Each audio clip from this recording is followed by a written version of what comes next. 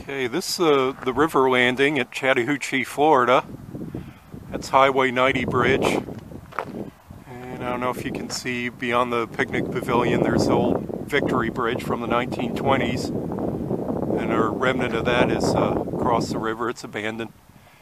But right next to the boat landing and the picnic area is this hilltop, which is actually a mound. And so let's go up here and talk about the history of it.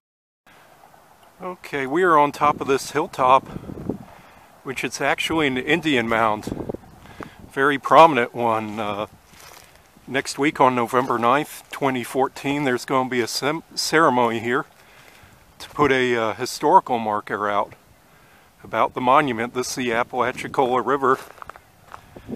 In 1814, British Colonel Edward Nicholls established the British fort here called Fort Apalachicola. This is the northern extremes of Spanish Florida. Fort Scott was named after the American who was killed at the Scott Massacre. Earlier it was named Camp Crawford. And at the time that was the American outpost on the border, and this was Spanish Florida right here. Okay, at the northern end of the Apalachicola River, you can see the Woodruff Dam right there, Highway 90. The dam is the bottom of Lake Seminole, which is the reservoir, the confluence of the rivers that form the Chattahoochee and Flint River forms into the Apalachicola. And this is the Apalachicola. And there's a bend in the river right there, and that's where the Scott Massacre happened, around that bend in 1817. And there's a location of the British Fort, which is right up there. Here's trailhead information.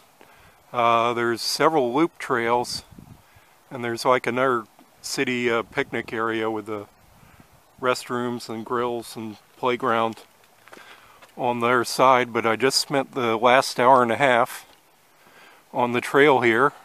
This is a very nice boardwalk causeway. It goes a few hundred yards and then ends. But it's a very poorly maintained trail. The trail's obscured in some areas. There's fallen trees. It's overgrown near the creek. It's washed away. So, you know, unless there's some real good trail maintenance done here, I really wouldn't recommend it beyond the boardwalk much, unless you're real good at scouting out and finding trails. Also have the problem of this Lagodium, or Japanese Old World climbing fern,